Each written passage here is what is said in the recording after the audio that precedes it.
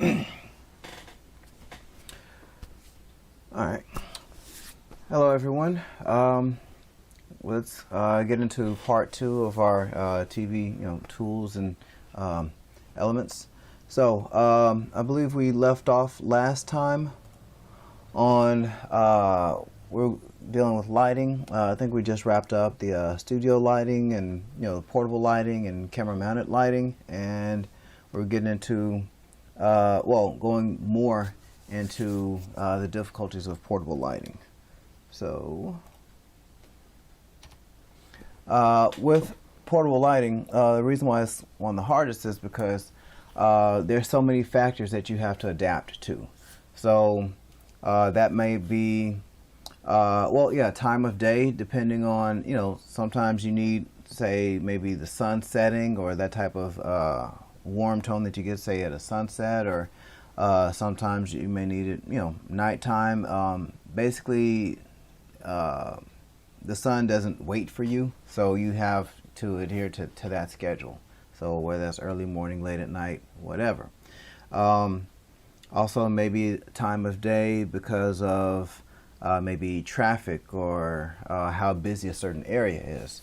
Electricity is a factor because lights run on electricity. And yes, there are portable lights that do run on batteries, but not all of them do. So and the most powerful things aren't going to be running on batteries. So if you don't have electricity in a certain location, then that might be that can hurt you.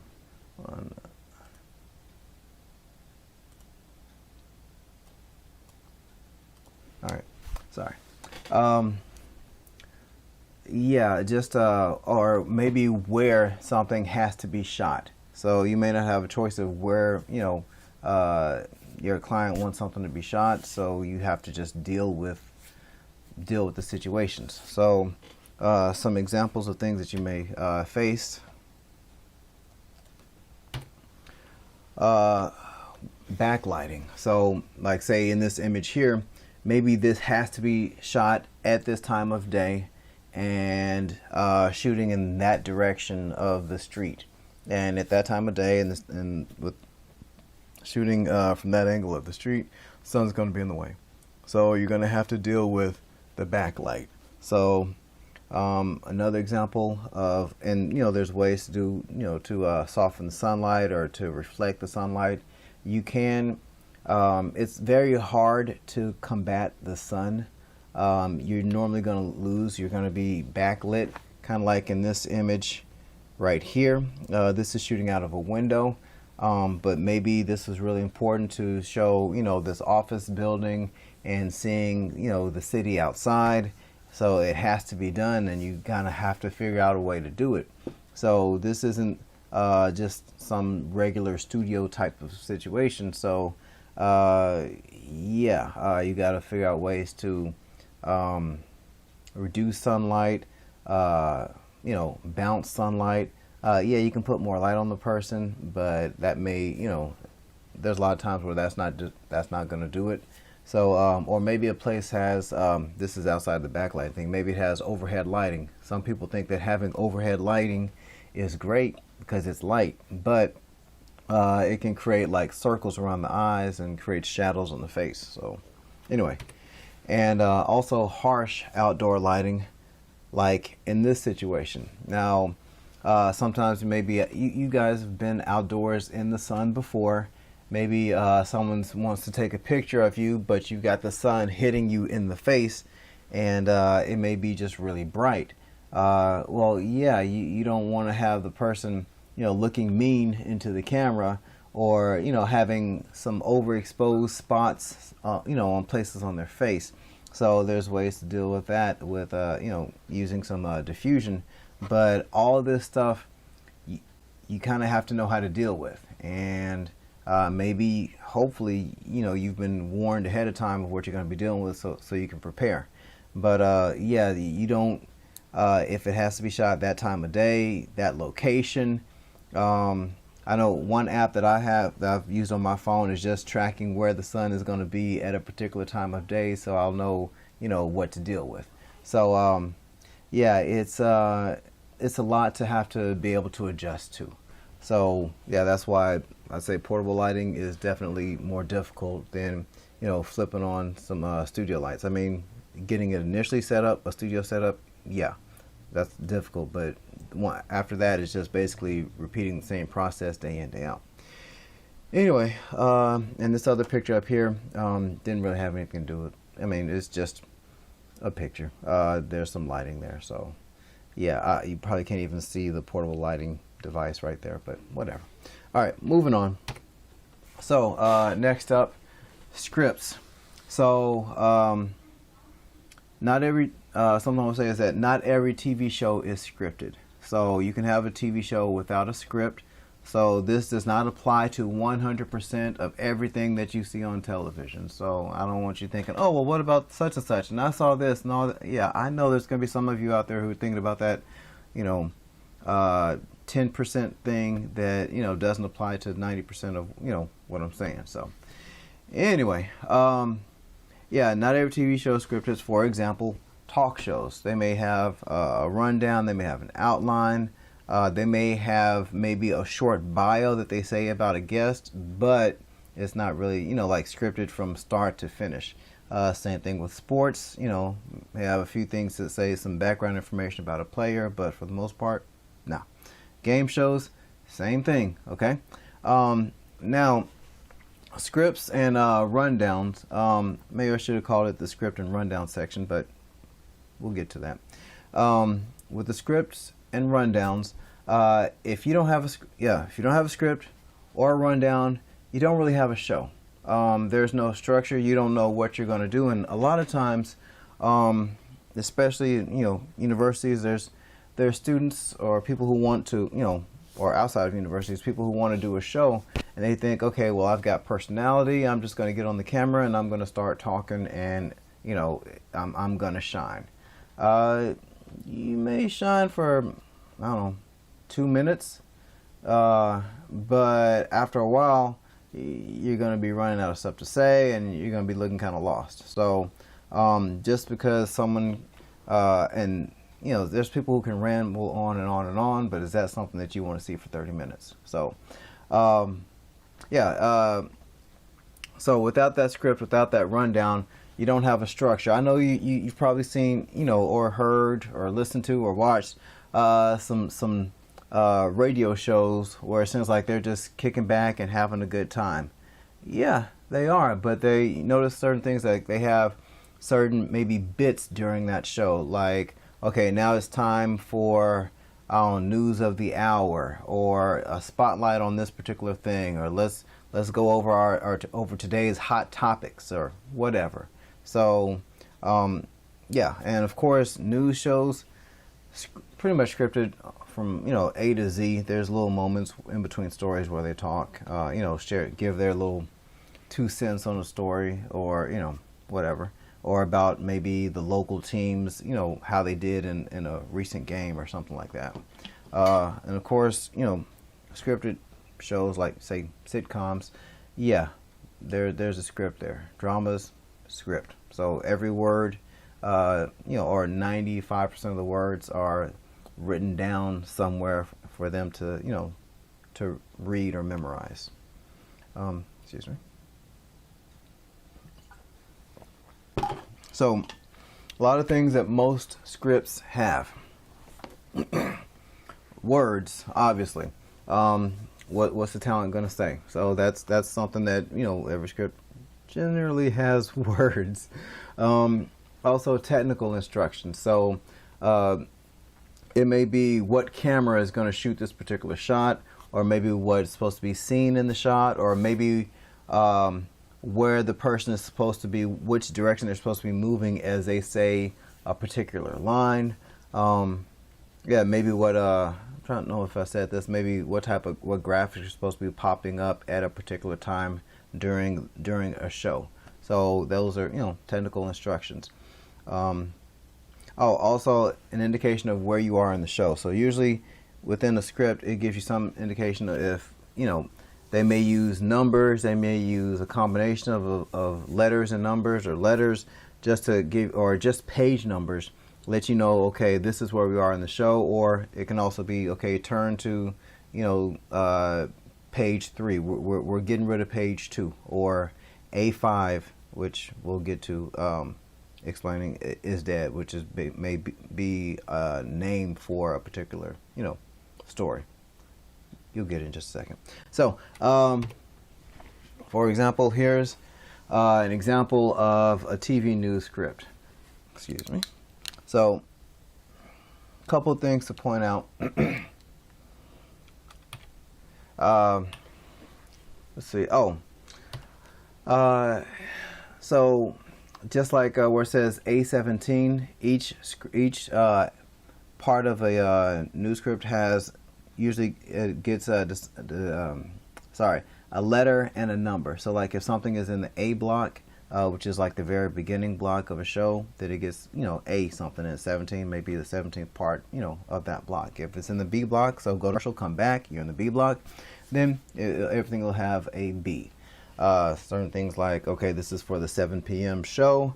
Yeah, hold on. And I thought I put a couple more markings on this. But some other things to pay attention to, where it says vertical plasma, that's kind of that's letting the technical crew know, okay, this is the type of shot that we want. So we want some flat screen, you know, the shot where we use a flat screen TV in the background. So it indicates to the technical crew what kind of shot they want. Also, I see where it says back to school, so that may be some text that that they want also in within that TV shot. So on the talent side, because technical stuff is usually on the left, stuff worse, you know, for the talent is usually on the right. But they need to know where they're going to be, because on some sets, you have to say present a story from a particular location or a particular part of the set. Sometimes it's not always just sitting at one, you know, in one spot on a desk. Okay, so this says, okay, this story is going to be presented over here from this side set. So that's where you need to be when you read this story. So stuff in brackets you don't say. This right here is just the name of the anchor. I think her first name was Dondi, I believe. Yeah, and these are, you know, words that they say. Also, for news scripts, it's all caps, but we're not trying to go into a whole bunch of format stuff too much. Some other things. Take package, that's just you know, this is on both sides, so that means that, okay, once it gets to this point, there's like a pitch to the package. Taylor Kearns has more on this innovative method. That's the pitch to the package, and then they just be quiet, and, you know, the control room presses play on a video package, and, you know, the anchor gets about a 1:15 break. So also it says it here on this side because they want to make sure that the technical crew that knows, okay, right after they get done saying this, it's time to play the package. Down here, these are known as super times, or so it's basically the lower thirds that appear at the bottom of the screen, like say have like someone's name or something. These are the times for that. So CGN from 000 to, you know, basically for the first 3 seconds, 2-line super, and super is short for superimpose, basically putting graphics on top of some other piece of, you know, video. So this gives the indication that first line says Killian Road Elementary and Columbia, as in Columbia, South Carolina. But anyway, next one, this CG gives me the time at 38 seconds. From 38 seconds to 42 seconds, that's when this next super is going to come in. So a lot of information, especially, you know, in news, a lot of technical instructions that go into a script. All this has to be planned out. I was trying to think, is there anything else? Down here, I know it's real teeny tiny, but it's actually the estimated duration of the script. The reason why you have these times is because news shows and all shows on on television, broadcast television, have to start at a certain time and have to end at a certain time. So when putting together a news show, something to factor in is how fast a person reads. So according to this person's read rate, is like the estimated time of that they'll finish reading this. It should be about 13 seconds. So you add that to all the other times in the show, so you know if you're gonna be over the amount of time that you have or be under. So yeah, and this is just one script. This is another script that was a script from South Carolina. This is a script from a place in Arkansas. And what was that? Oh yeah, it's still, there's some similarities, 2-column format, technical stuff on the left, the words actually on the right. So those things are still common. They have, and each place tends to use a similar but not the same jargon. So I think the last script says lower third. This one says L third, shorthand for lower third. And I guess a 2-anchor super, and it has the 2 names of the anchor. So that means basically at the bottom of the screen, we want this to pop up, and it's probably going to be a 2-shot because it says talent 2-shot. Oh, and also it says 2-shot over here, so that the talent know that, hey, both of us are on camera. So they have to know a few technical things as well, but not nearly as much as when supers are going to be popping up and all that other kind of stuff. Yeah, so moving on. So talked a little bit about rundowns. I'm going to talk a little bit more about rundowns. Let's see, how am I doing? Okay, so with rundowns, like I said, it's kind of like the backbone. It's the master plan for the show. So it'd be, imagine like trying to build a house and not having blueprints. It was like, oh, I just go by how I feel. No, you need some lines and some numbers or however blueprints are made. But anyway, so rundowns, overall view every segment of the show in chronological order, in the order that it's supposed to occur. So another explanation of it, if you want to, if that didn't reach you, maybe this way, basically item by item, events that are going to happen within the show. So hopefully one of those speaks to you and clicks for you. Now most rundowns are usually a page. So, but depending on the type of show, it can be a lot longer. So if you're doing an hour show, or a 2-hour show, or a 2-hour, televised event, then yeah, you're going to have more than one page. So, yeah. This is an example of a rundown. Yeah, another one from South Carolina. But what was I going to say about this? Oh, a couple things I wanted to point out. Yeah, it looks like a lot. I know, you're going blind because of all the lines and getting dizzy. But I'll just point out a few things to hopefully, explain this, make it clear, and so that you won't be overwhelmed. So, for starters, the location of things in the show. The reason why this is important and the reason why it has those numbers is, let's just say, the AO2. This is say a reader for the anchor. So an anchor is going to be reading this, and let's just say for some reason the reader part is no more. We got to get rid of that. Okay, instead of saying working labor package intro is dead, guess what you can just say? A2 is dead. So you can speak in a lot faster shorthand, and people know exactly where in the story an adjustment has to be made. So, and that goes for any of the things, or maybe I don't know. Maybe there's been some last minute information to a particular story.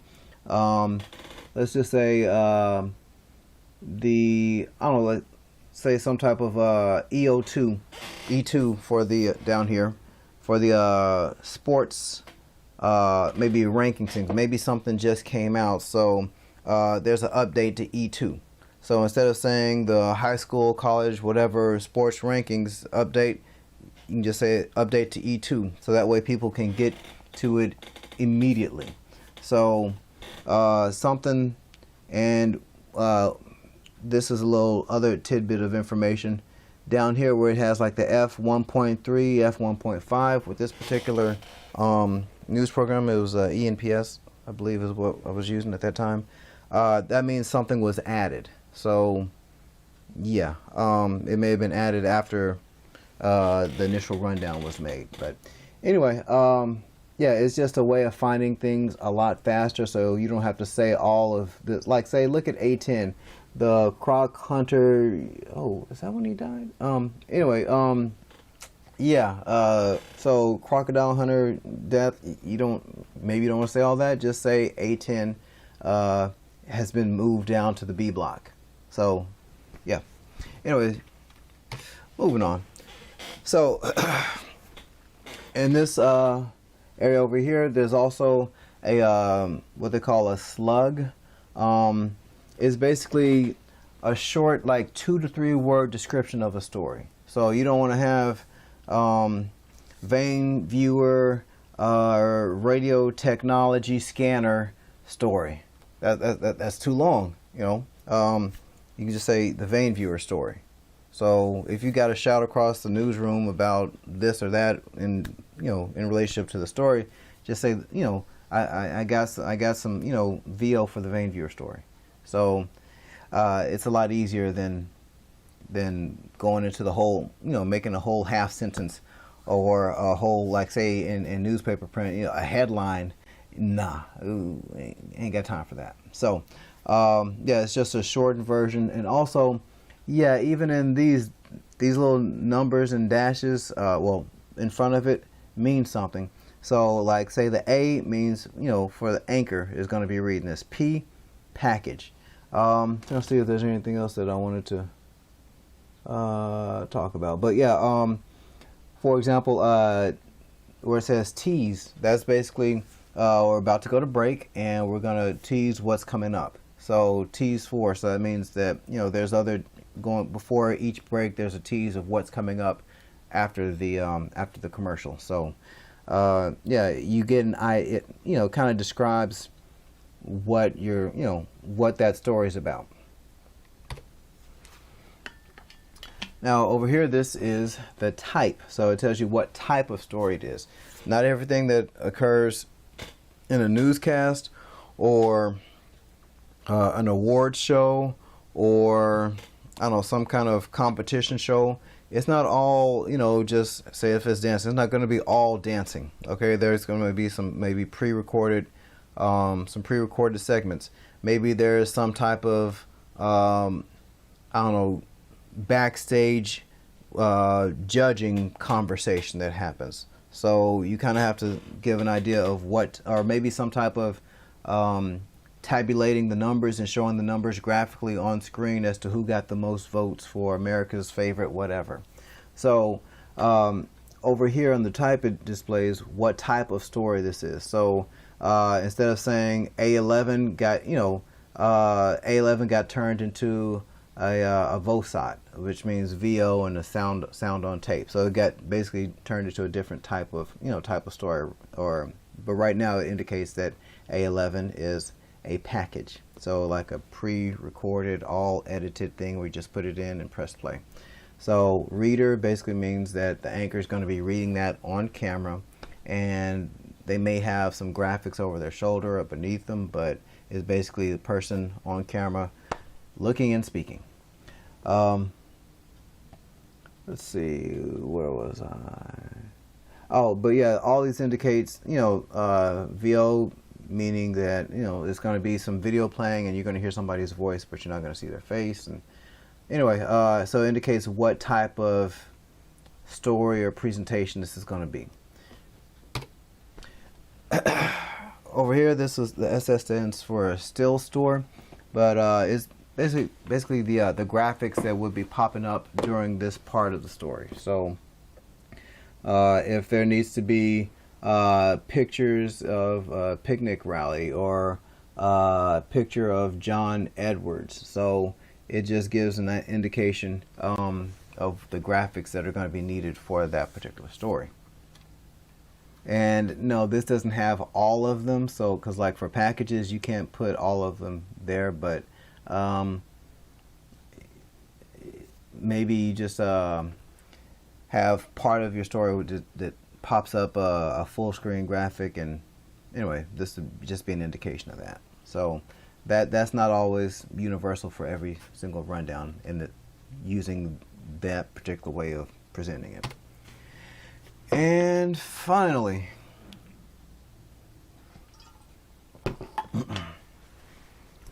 time.